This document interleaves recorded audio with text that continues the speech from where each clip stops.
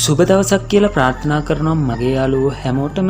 ඉතින් අද මම ගෙනල්ලා තියෙන්නේ Samsung Galaxy S21 දුරකථනය ගැන.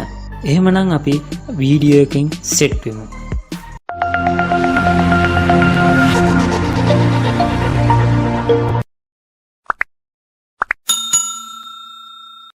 ගේම් ගහන ඔයාට මේකේ කොච්චර හොඳ performance තියනවද කියන දේ ඔයාට හොඳටම මේ වීඩියෝ එකෙන් දකින්න පුළුවන්.